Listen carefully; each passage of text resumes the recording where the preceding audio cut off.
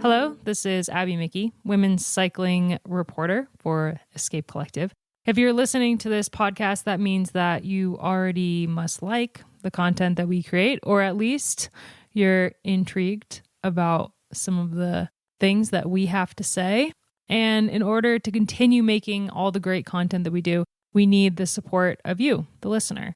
If you're not a member of the Escape Collective, I'm here asking you, imploring you, maybe begging you to consider signing up for a membership. It's super easy. Just head on over to escapecollective.com/member. You can sign up to support the awesome things that we do over at Escape Collective, because if you like what we do, support us. Become a member. There's a lot more to it than just giving us a couple bucks, and that's being part of the community that we've created at Escape Collective, the Discord, and high-fiving rights if you ever see any of us on the ground at a race in the grocery store.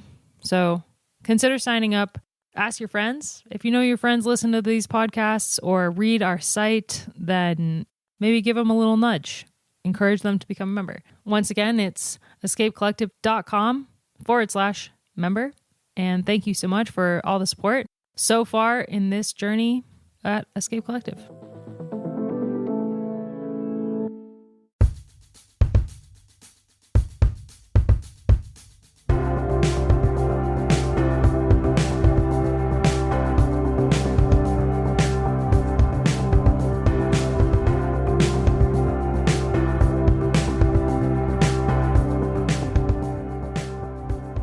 Hello and welcome back to the Wheel Talk podcast. My name is Abby Mickey.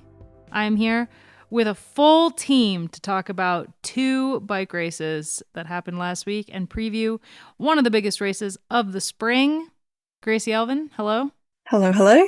Loren Rowney. G'day, everyone. And Georgie Howe. What's up?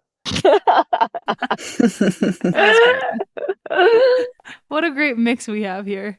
I'm glad we have a full team, because it feels like, we utilize when we have a full team, and that can't be said for some of the cycling teams right now. Oh, shots fired. Foreshadowing. Well, we have two races to talk about, and both races had their unique attributes that made them interesting to watch. However, the one talking point that we could walk away from with on Sunday was Lorena Wiebes. So I think we should just dive right in and talk about Lorena Wiebes, because she won both World Tour races last week, Brugge-De Panne on Wednesday or Thursday, I don't know. The days are blurring together. And Gent Wevelgem on Sunday, making it 100 professional career victories for her in only 7 years. She's racked up 100 professional victories, which as a sprinter, that's not, it's a thing, but it's freaking insane. It's insane that she's been able to do that. So we're going to start with Wiebes and work our way to the other talking points for the races. What an incredible run she's had. In the last week, she won, in a 1 week span, she won Milan-San Remo, Gent Wevelgem, and Brugge-De Panne. All three different races, and one, by their own way, really. And all three of them demonstrating how incredible her form is right now, but also how she's transformed as a rider. She said in an interview recently that she wants to become more versatile as a rider. And I think we can really see that on display in the last 10 days. And it's the most impressive thing about it is that she's not allowed her whatever she's been working on to become more versatile of a rider to impact her sprint, because that turn of speed that she has once she kicks is still unmatched from anyone in the peloton. Yeah, I think we can, there's been a lot going around this week because, she's made 100 UCI wins, and I think, the only other person in the peloton that's gone over 100 is Marina Vos. She sits as 255 UCI wins. And 7 years into her career, she'd won 141 races, but I doubt they were Milan-San Remo, Gent Wevelgem and Brugge-De Panne. So all in the space of 1 week. So I think the level of the peloton has risen, and not to say that Vos's wins weren't hard, but I'd say what Weavers has done and the competition that she's had to go up against just makes it all the more impressive. And I think as well, a consideration is that, this is sort of Weavers' block too, right? Like, this is where we're going to see her racing a lot. Then she'll probably take a bit of a break, I would assume, through the Ardennes. And then I'm not sure which of the Spanish races she will show up to. But the calendars are more condensed. So I do wonder if we compared race days of athletes now to, the Vos era, we'll call it. I think then the teams were smaller and basically you showed up to just everything. So that's also a consideration. Yeah. And sprinters, like, they do certainly get a fair few runs on the board in their career if they're good. The fact that she's at this many is remarkable, but it also speaks to, like you've all kind of alluded to, and that her versatility and her strength, like, it's the way that she wins as well. Like, she's definitely head and shoulders above in quite a couple of, maybe a few different ways to everyone else. Like, she pretty much is unbeatable, whereas sometimes you have eras of sprinters where they're very closely matched and it comes down to lead outs and technicality of the finish, or if it's an uphill drag or a whole bunch of factors. But she can do it all and so well, and that really speaks to how good she is, in that she doesn't really have any peers at the moment, I would say.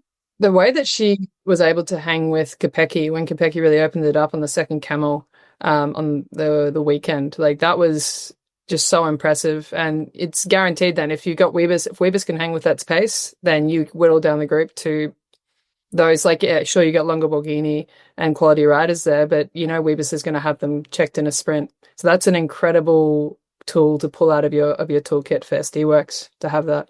I wonder if we should dive into what sort of impact this has now on the racing when you've got someone like Weavers, who, as Gracie just mentioned, is unbeatable.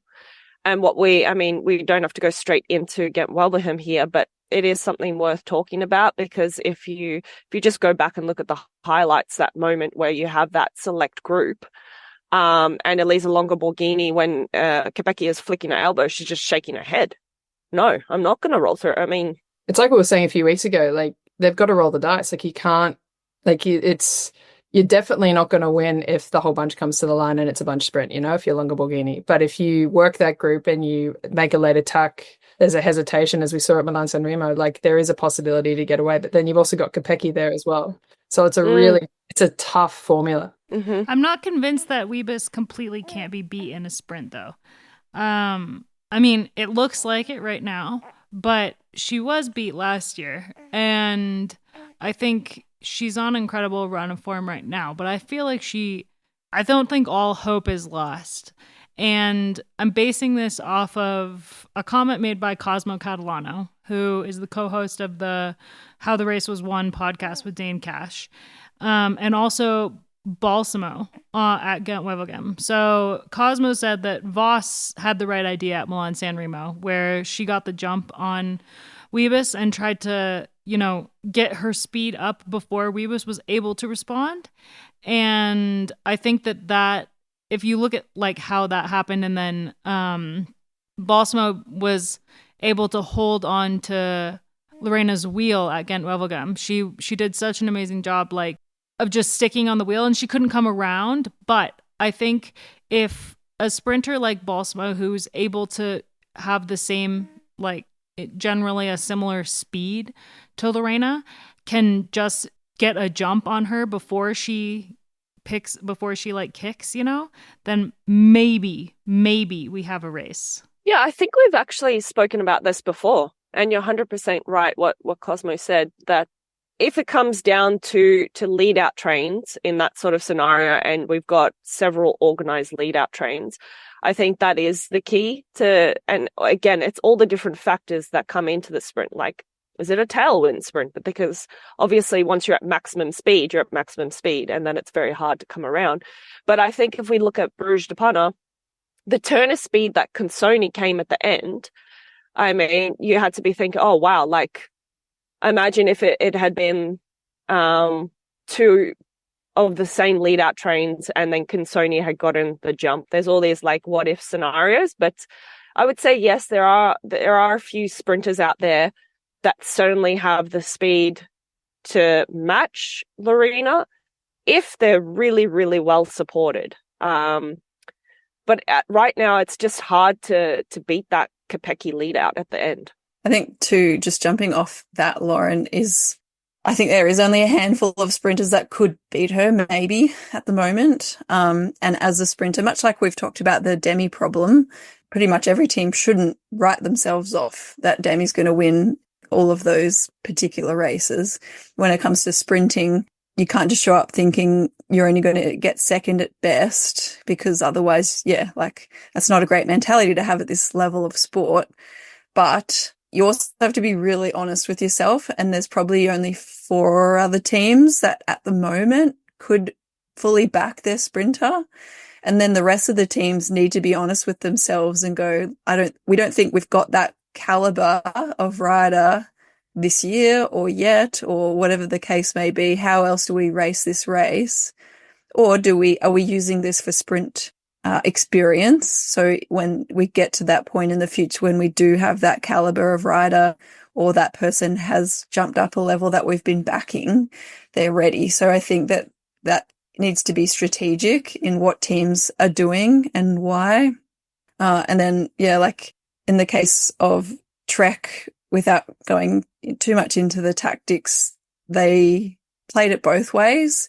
I really liked that they were aggressive in Gent Wevelgem, but on the other hand, they're probably the second rated. They've got the second rated sprinter almost at the moment, or with a sprinter that is within that top 3 currently. If they're going to go all in for her for sprints, should they be being aggressive? So I don't think that there's a perfect answer for that, but Loren, you're saying like they need to be well supported as well, and that's another ace card that that Wiebes has, is that she gets a really good lead out. She gets so much good support throughout the race that she doesn't have to do anything except for suffer now and then if there's a climb.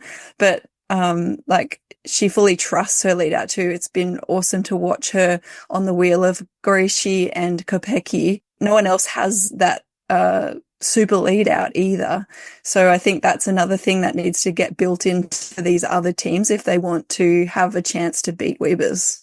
I think Dygert, imagine if Canyon Schramm could nail it and Dygert became like the Kopecky at the end for Consoni. Well, the Dygert and Kopecky drag racing at the end of Gent Wevelgem was amazing. Yeah. And Dygert has that ability. Yeah. Yeah. They just haven't, other teams haven't quite dialed it in yet. Yeah. And I mean, of course, Balsamo has, but Trek is just figuring out the new dynamics of the team, and it's looking from the outside like it's starting to gel with that insertion of new riders. But I think there was a bit of searching for when they lost Elisa Longoborghini, because Elisa became so important in their lead out the past years, and she was a really key part of that. And I think she was a part of their attacking arsenal as well.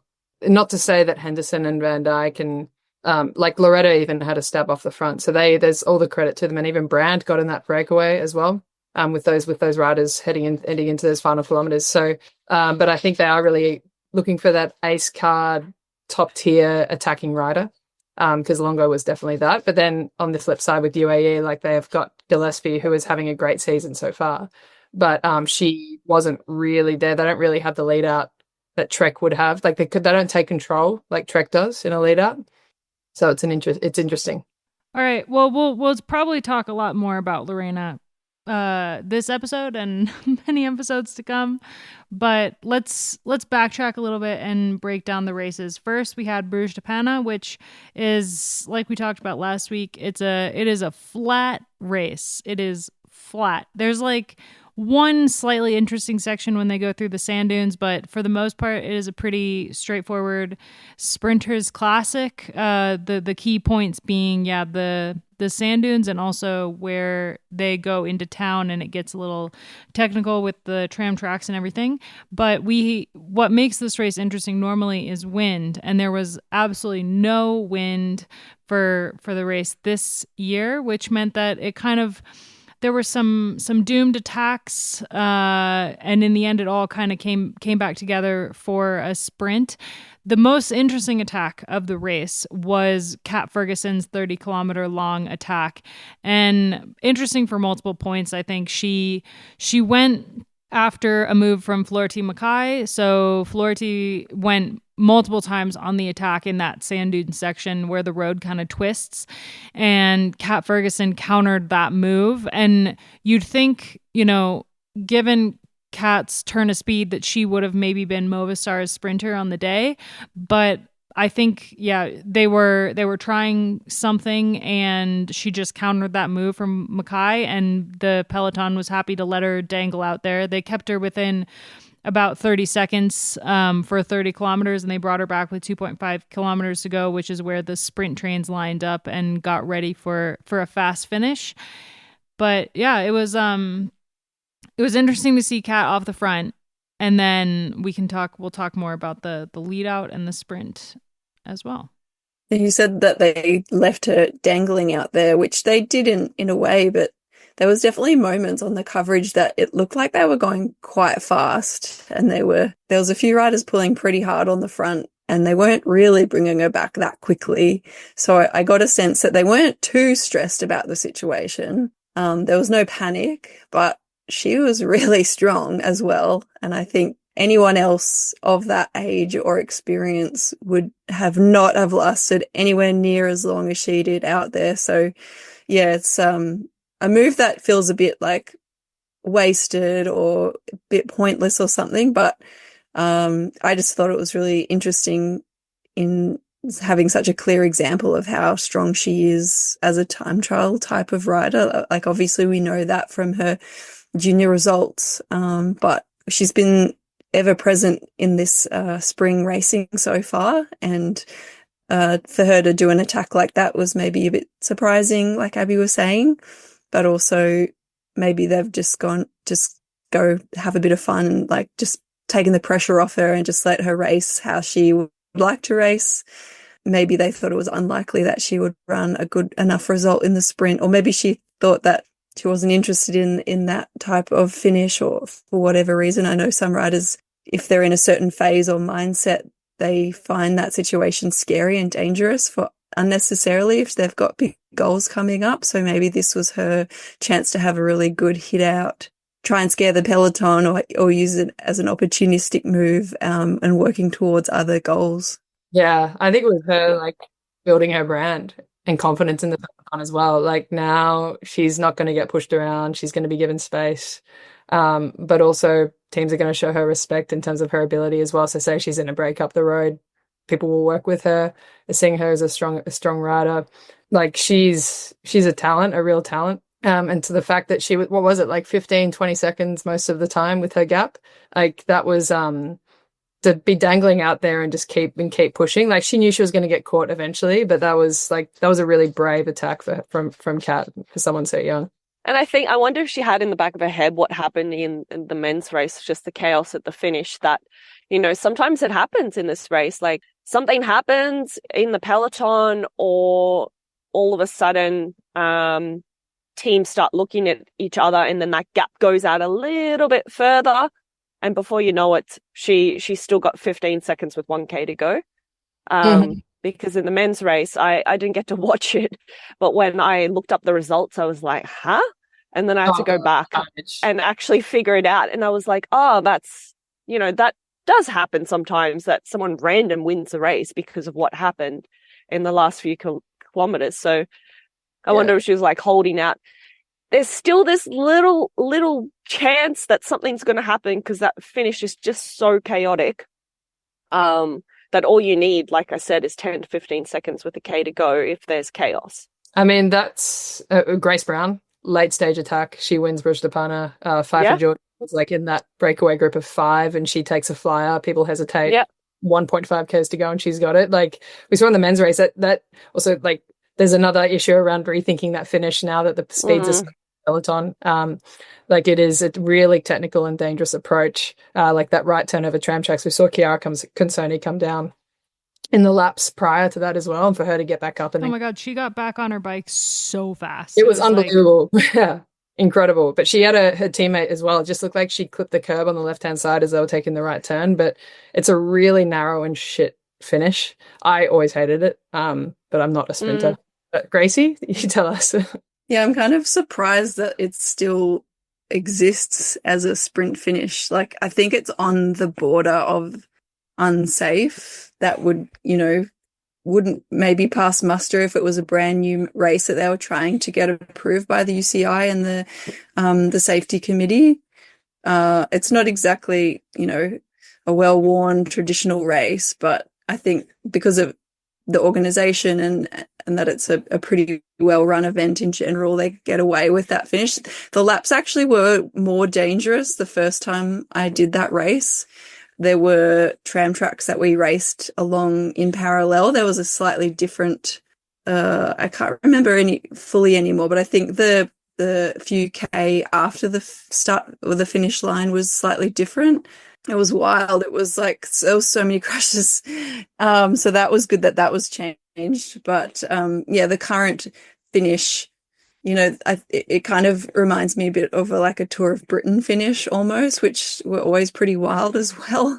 And with the tram tracks added in, you're hitting them almost head on, which is obviously the safest way to go across tram tracks. But the narrowing of the road within that last K and a half, that really did a lot of damage to the bunch this year. And it does, I think in that way, it probably makes it safer that the road narrows before that K to go, around that kind of kilometre to go. So there's not a huge bunch charging into that final right corner before they do the chicane into the finish line. But yeah, I don't know. It's a funny one. I'm not sure if the town has a better way that they can finish in the middle and still have it as a de Panne finish. Because it's not so much the right turn across the tram tracks, as you say, Grace. It's the narrowing before that. Like before, when you swing back along the canal and then you take that right, then there's another right before you hit the left to come into that last finishing 800 meters. It's that road which really goes like that straight down, is where we started to see the real crashes in the men's race. And I think Georgia Baker's found herself in a hedge on that road. Like some people do get a soft landing, but because that is where the hecticness begins, because people are like, this is all going to narrow up. I need to get into position. So that's usually where the chaos starts. And yeah, I know plenty of riders who, like Lizzie Holden, I'm sure won't mind me saying this, but she was praying for wind for this race, just because it breaks it up, makes it easier. I mean, we saw that big crash with 3 kilometers to go when they're on that really narrow path with kind of a ditch on both sides of the road. We saw a big crash there, and we'll talk about ditches again in a second. But it definitely, I don't know if that crash really impacted the finale, but it's just something that you don't really want to see, obviously, in a race. So I think we'll see how this race kind of progresses as there's more emphasis put on safety in the peloton, but a lot of times, or in races, but a lot of times when you have a race that's established, it's really hard to get anything changed, unfortunately. Surely there's like a nice big shore road that they can finish on. There is. Yeah. Oh yeah, great. Loren lives close by. Come on, Loren. Yeah. There is. Go find us a new race. I mean, it's in the middle of the week too, so it's not like everyone is out there anyway. So, but you know why they finish in the town, right? Because the town buys it, so it's televised. But to be honest, other than I think the Germans, no one really likes to holiday in de Panne. There's like that big boat cafe. Yeah, who doesn't want to go to the boat cafe? Why? It looked like a restaurant on an old boat without even an ocean view. What a novelty. Just a tram track view. I mean, look, Gracie, you're in Canberra, and I hear the one tram track that they've got there was a whole big hoopla around the opening of that. So tram tracks are a novelty for some. Oh yeah, don't get Gold Coasters started on the Gold Coast tram. Monorail. Yeah.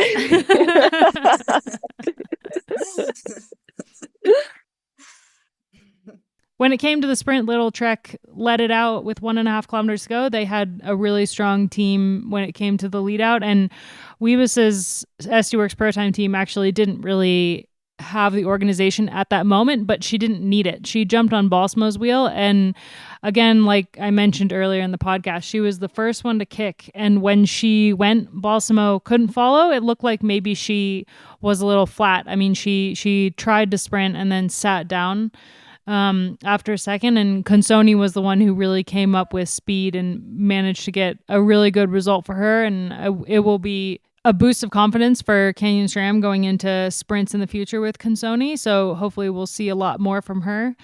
But yeah, it was, I thought, a very interesting sprint in terms of where riders positioned themselves. I think it's to the point that we've been talking about, like, and Georgie's wonderful breakdown of that final run-in. It's just chaos.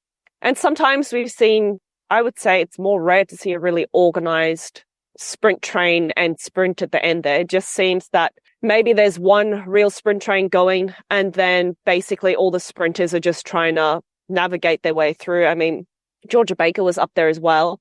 I think it's actually a good sprint if you are a sprinter and you want to learn about what to do when you lose your lead out person or whatever, how to sort of navigate, jumping from wheel to wheel and figuring out where you're going to sit, how not to get boxed in.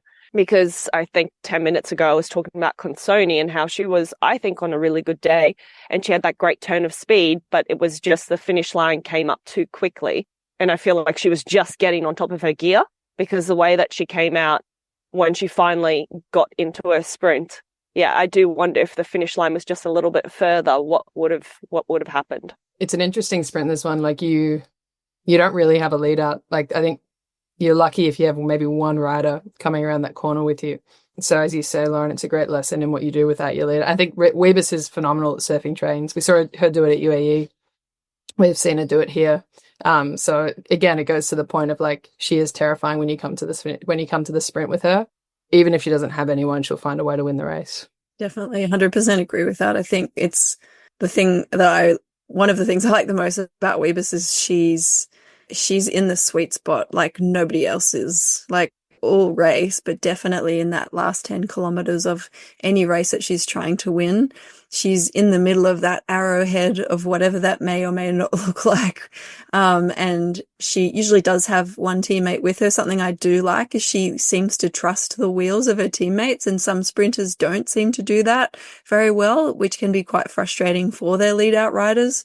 You have to have a lot of trust in at least one person that you want to help get you to where you want to be. And you see some sprinters don't fully trust that person, and they duck to the right when their lead out's gone left.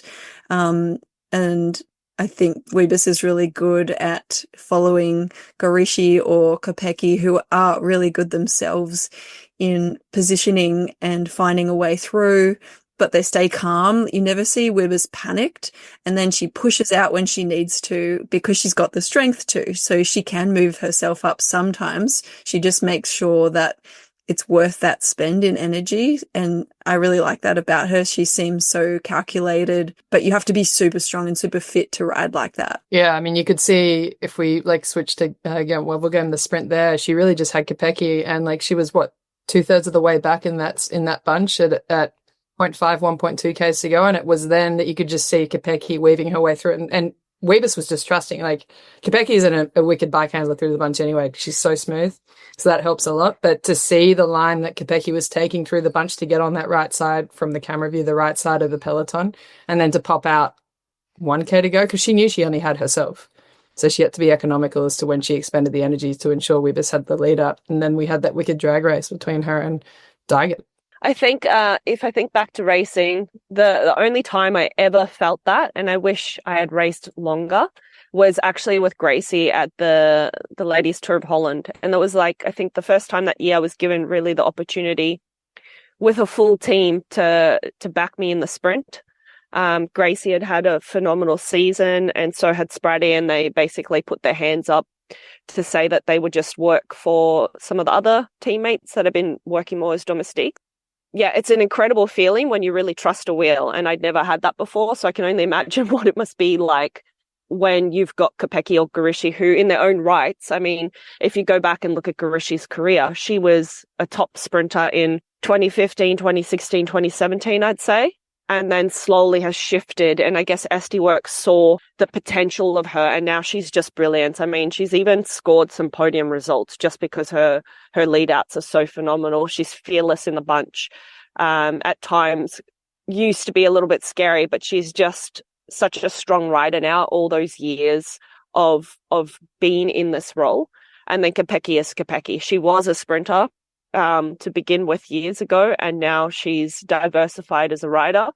And again, to that point, I think there are riders in the peloton that have that ability, I think, to offer the same lead out and support for other key sprinters. It's just a bit of figuring it out, and to Gracie's point, having that confidence to go in. And I think we're seeing that from those top four. Let's say it's Consoni, Wiebes, Balsamo, and I would like to see Cool, but I think Picnic and Elle are still figuring some things out this year. They've got a very young team, and I just think this year Cool is not going to quite have the same support. It's it's musical with like teammates, so it takes Wiebes is probably the anomaly in the sense that her lead out hasn't really changed. No. So Demi wasn't exactly part of her lead out. Yeah, I think with other teams, like Consoni, it's the first time Consoni's working with Dargett, for instance. So it's going to take there's going to be some teething issues there for sure. So hopefully, like by the time that mid-year rolls around, things will sharpen up a bit.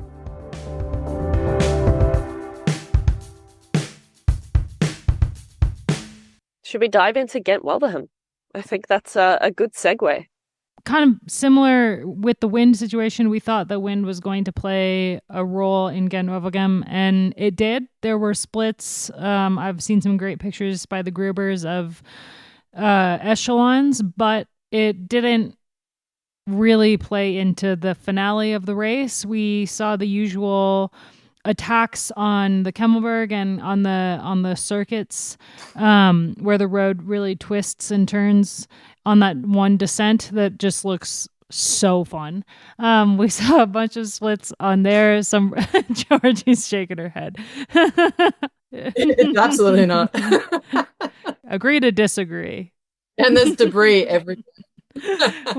So there were some really fun breakaways there that we'll definitely talk a bit about, but in the end it all came back together, and it was another bunch kick won by Wiebes, really like head and shoulders above everyone else, with Balsamo on her wheel.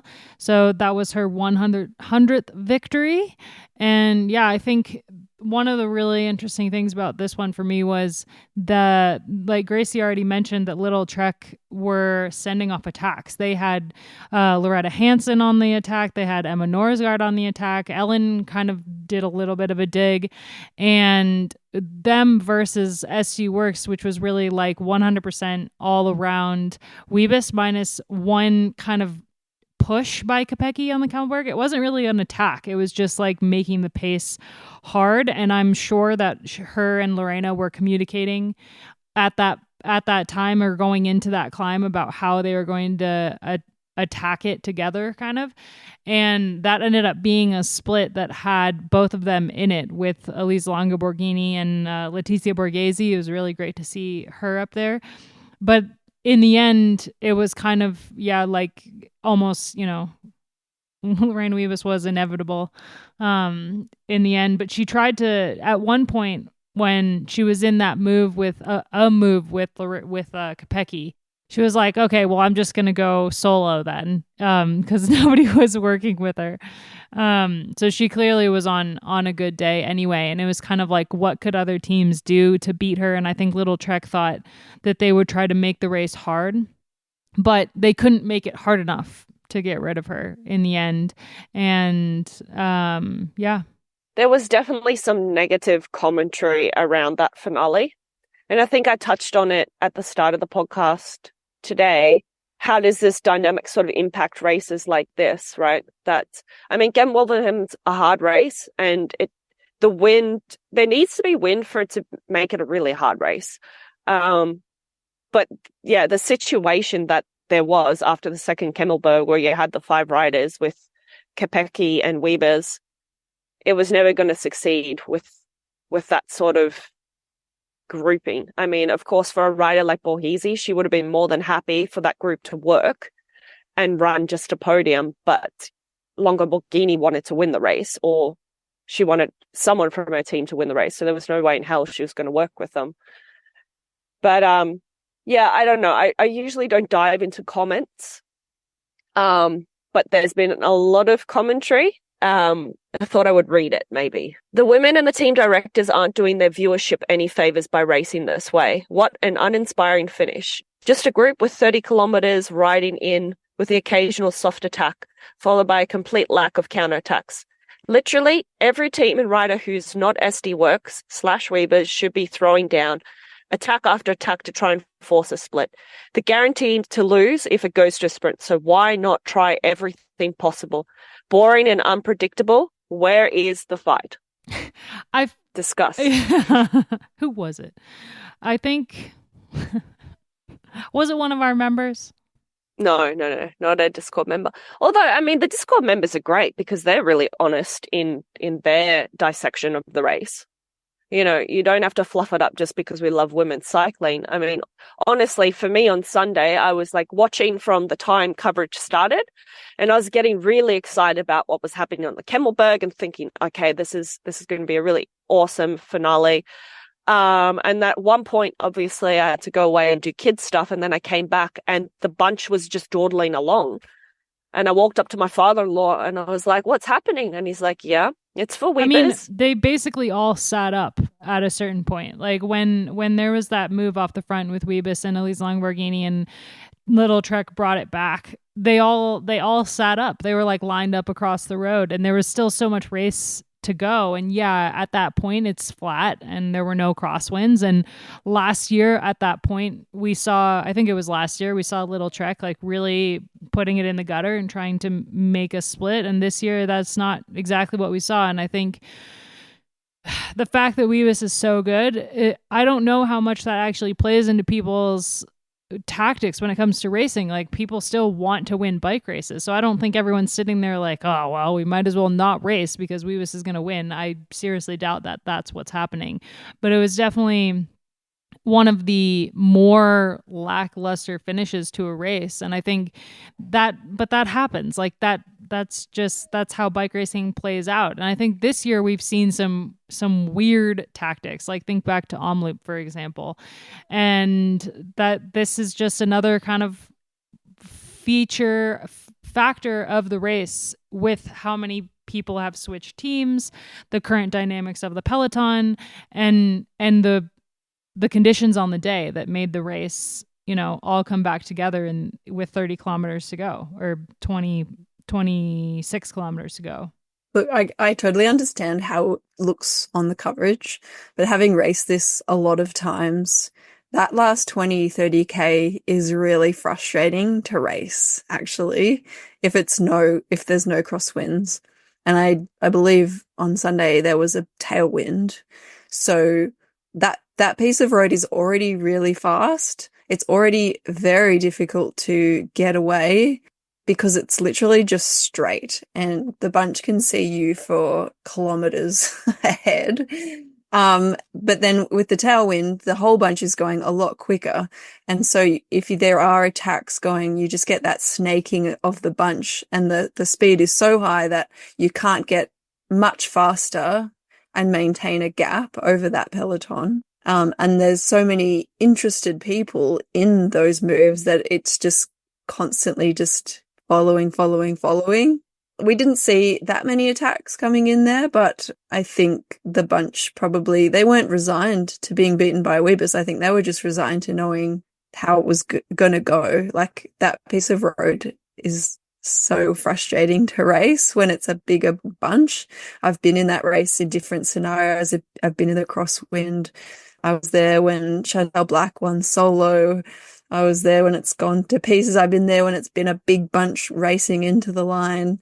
It's actually, for such a simple run-in, it's actually quite hard to do anything, which is, when you're racing it, you don't understand why it's so hard. and on the coverage, you don't understand why they're not doing enough. Like you can really, there's one big roundabout, I think, coming into Menin just before you hit Wevelgem. That is, I remember Nina Kessler was like, if you're going to launch anything, you launch it here because it's the only feature on the road where like you lose sight for maybe a second of the road ahead as you go around the roundabout. But there's absolutely nothing on there. And I mean, with a tailwind, it's even harder to do anything. The bunch was, and there was one point where they changed direction and the wind changed slightly, but the wind wasn't what it was, for the men's race, for example, by the time the women race, because it's Flanders Classic, so the women race much later in the day. Normally, the women would go out earlier, like with Strada, and this race, it used to be like an 8 a.m. start right on daylight savings, so that was super fun for everybody. But now Flanders Classic has switched it around, so all of their races, the women start after the men. And so by the time the women started, the wind had died down a little bit in the beginning of the race, which is where all the splits happened in the men's race. So they tried, to make the race active early on. But I think, having Gracie's perspective, kind of, I hope that whomever made that comment can hear what Gracie has to say, because it's a lot different for riders in the race who are experiencing that really long drag to the finish where, unless the conditions on the road are exactly what they need to be for a solo rider to go, like, with Reusser, for example, it's just not going to happen. I wish we could have transcribed that script just then, because then I could copy and paste it and put it directly in the comments. I'm one of those people like reads comments and then I get like, I generally don't read stuff. I get worked up, but then I can't figure out the right like response. So then I type stuff and they go, oh no, that's not good enough. And then I walk away from it. But I think it's good that we read this out, because I think it was a fair question from the commentator to ask, but it was not done in a way that was constructive, in the sense that it was like, well, women's cycling isn't helping themselves if they're racing. It could have like been this. phrased differently. Yeah, like I think women's sport and men's sport should be open to the same amount of criticism as to how you enact that sport. I mean, Gracie, we've had that here with the Matildas in Australia, with like they've got to be open to criticism from the Australian public with their performance, but it's got to be constructive.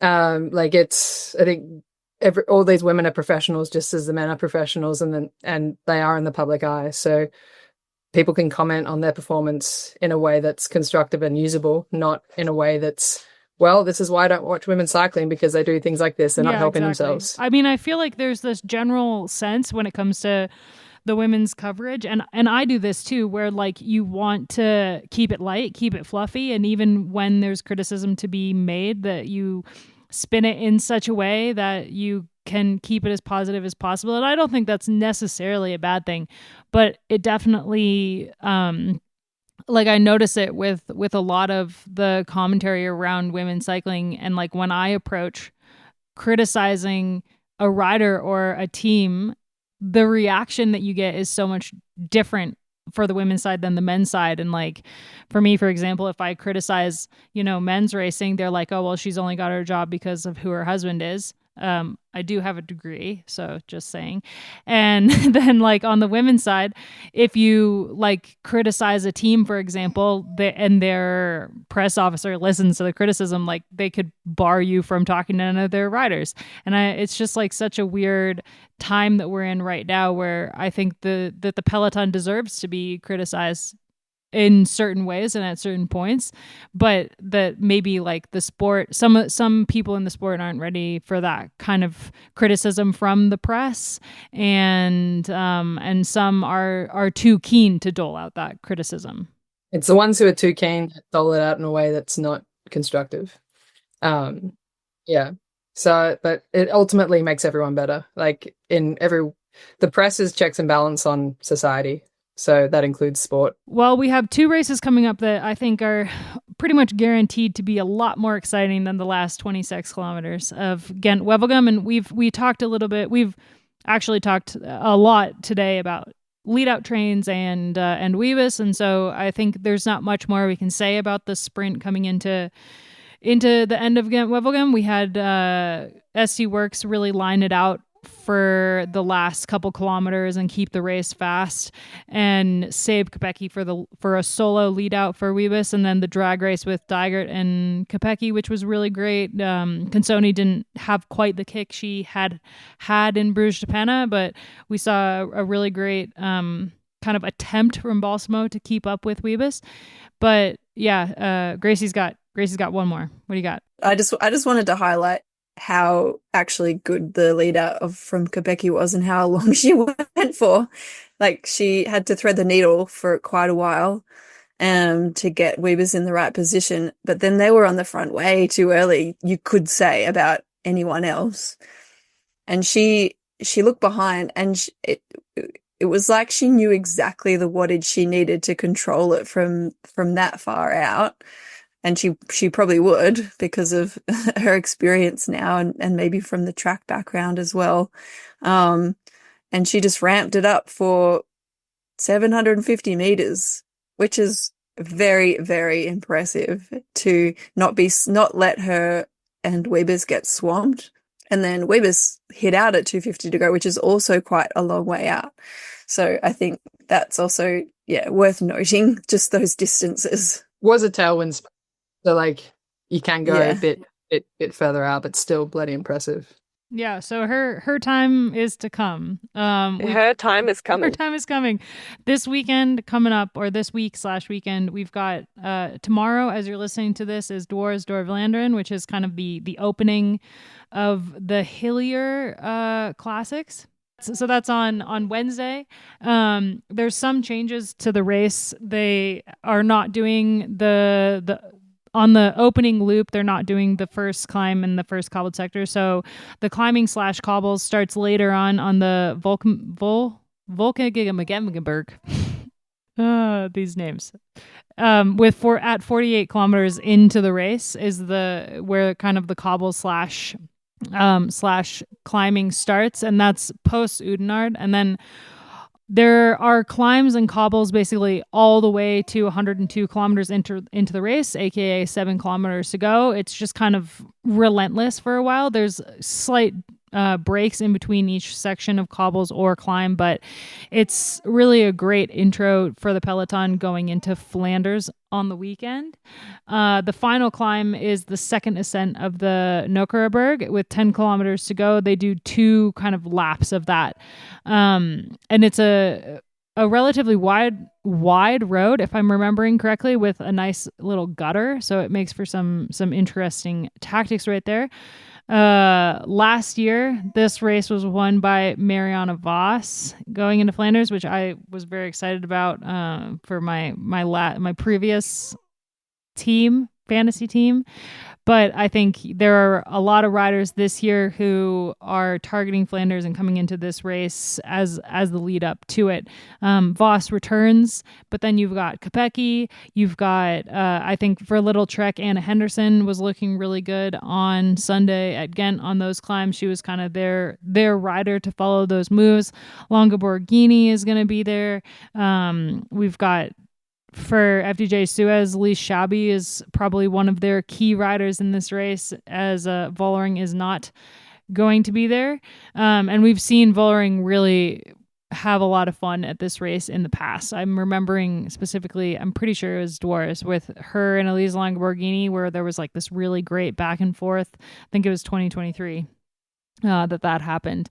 So there's an interesting mix of kind of sprintery types that are coming off of Gent, and also the climbers are coming into the race for the lead into Flanders.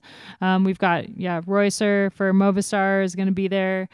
She's had a little bit of a quieter classics campaign with her first season with Movistar, but we saw her have pretty good form earlier in the year at Valenciana, or at the Mallorca races. So I'm keen to see how that can go with also Liana Lippert and Floortje Mackaij, who's been on the attack in both races last week. So a lot to look forward to. Yeah, and Reusser back. So that's going to be a great team. I'm really keen to see how Reusser and Lippert go together. I think Lippert's having a really strong season so far. And I think they do really well in Flanders this year.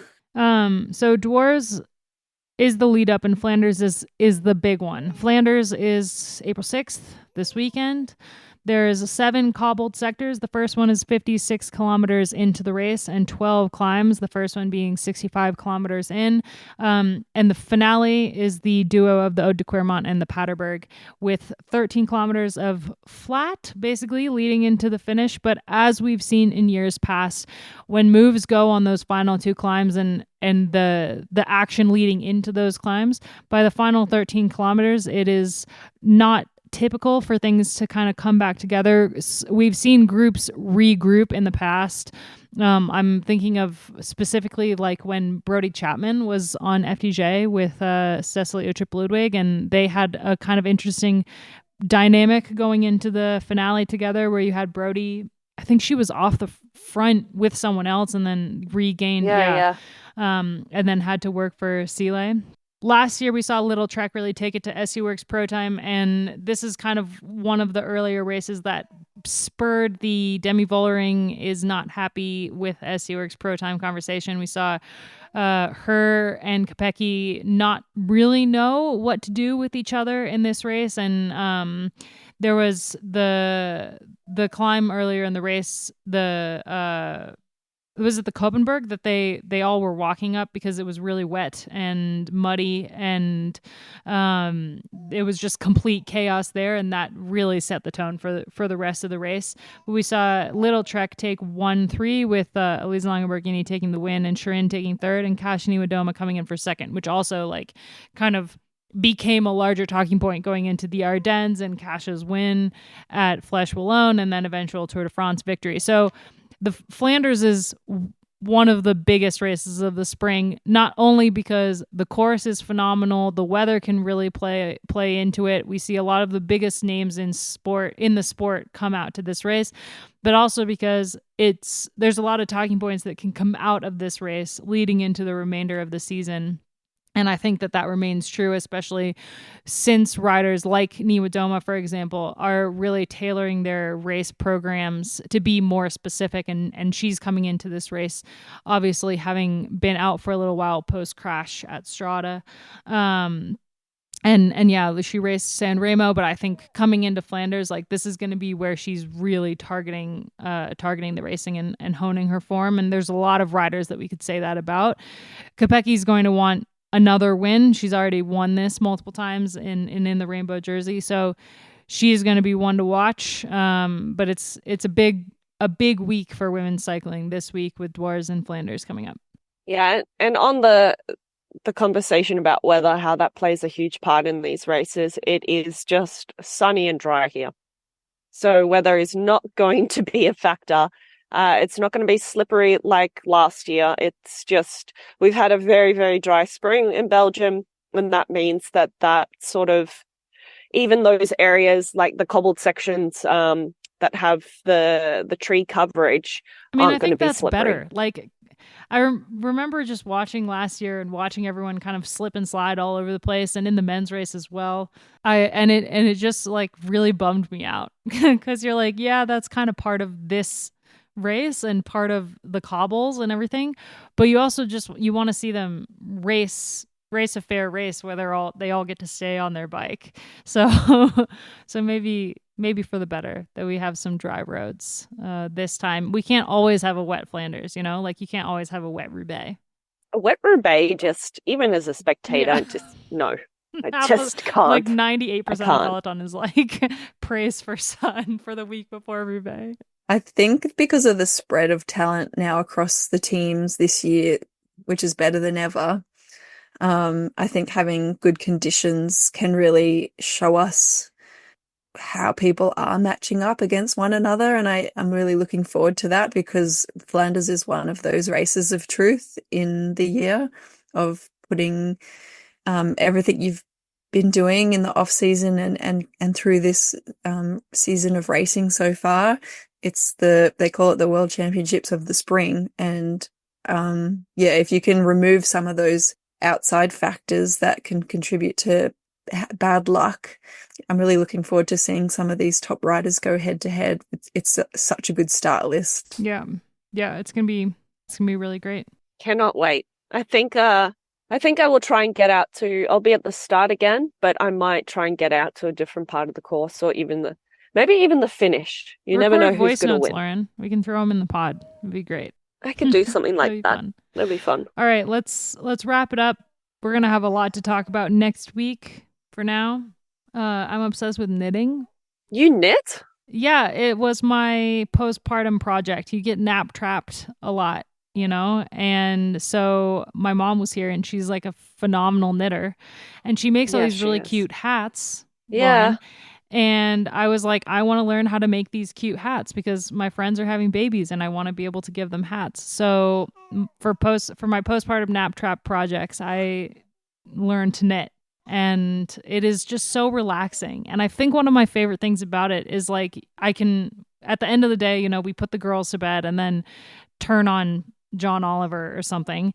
And then Tom's and I just sit there and we watch John Oliver and I just like scroll on my phone. And then I am coming across political stuff that makes me just really depressed. And I go to bed depressed and then I don't sleep because I have a newborn. So it's just like this firestorm of horrible.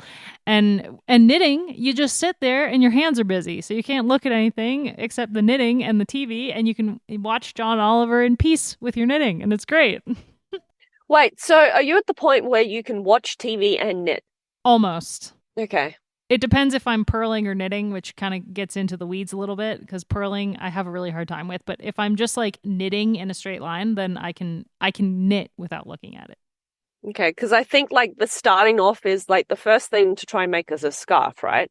Well, I dove straight in and made a vest first. A vest? Yeah. Because YOLO. Yeah, that's very Abby. I feel like you always bite off more than you can chew, but you still chew anyway. And it's probably quite a nice vest. Is it good? Were you pleased? I made it a little bit too small, but maybe it'll fit me in like a couple months. And then like one of my main motivations to knitting is that Lila looks really cute in sweater vests. So now I'm knitting her a little sweater vest.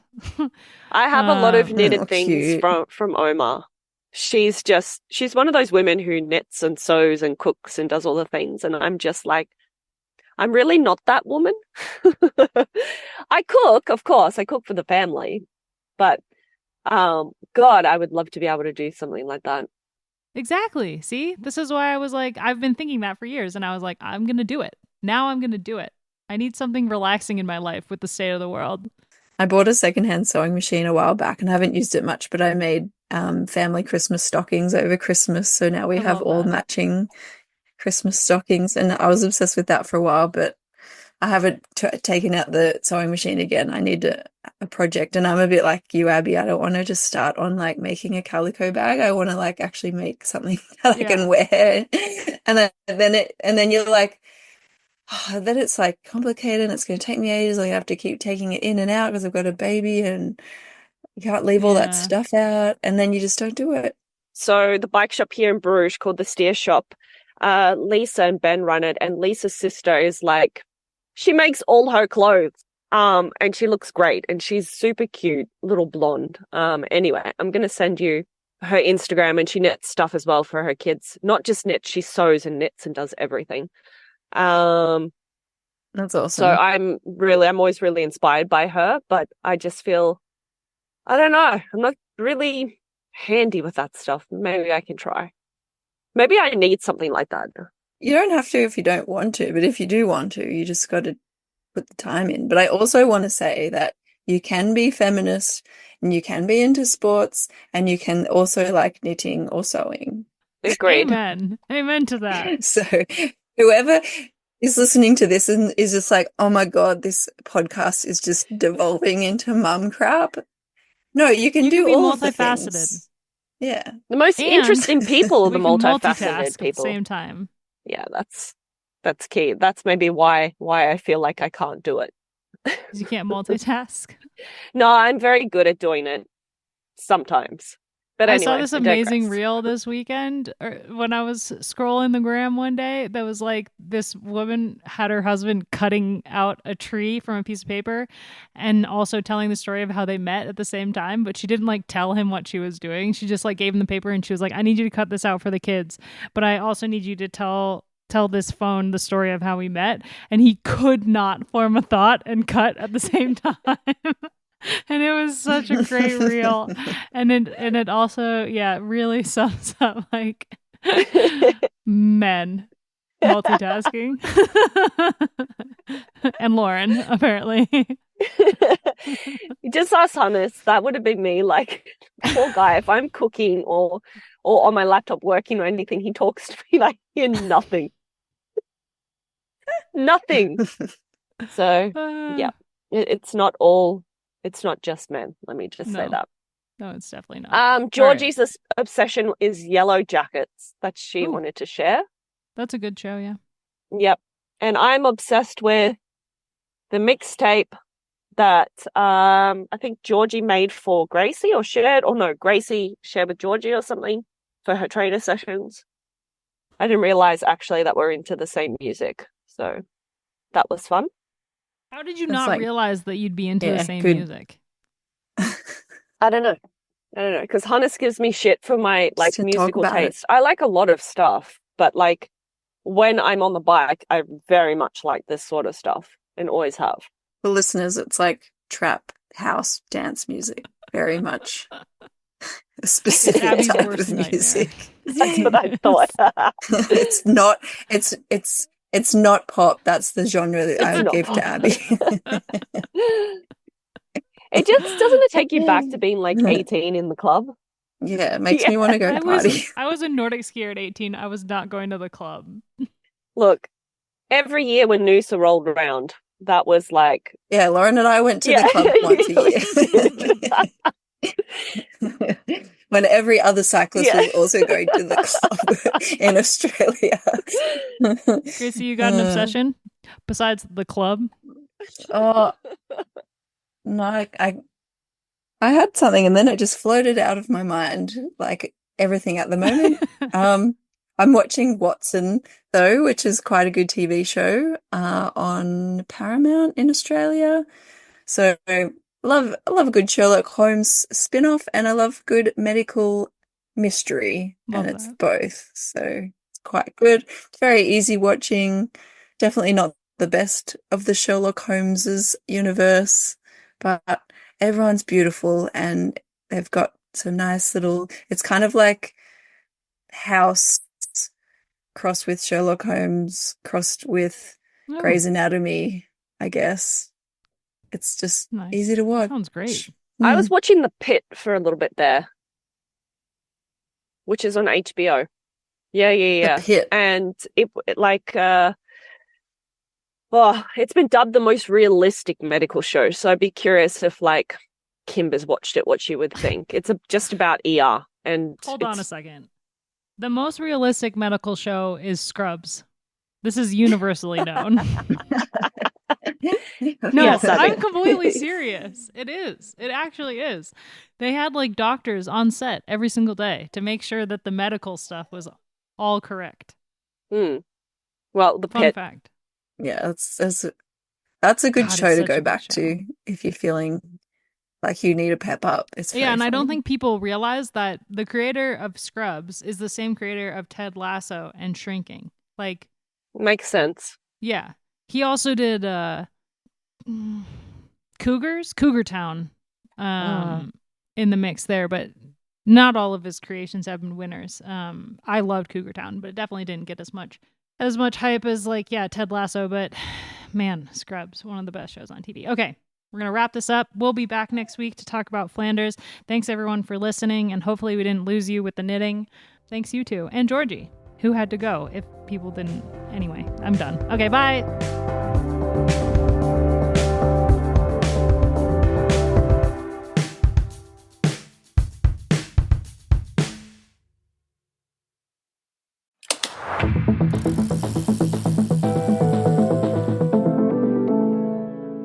Hey, Dane Cash here with just a quick message to say that if you like this podcast, or really any of our podcasts, you should become an Escape Collective member. Head on over to escapecollective.com/member and sign up. Sign up so that we keep making these podcasts. And sign up if you like exclusives. If you're into the racing stuff, we're on the ground at the Classics, at the Tour of France.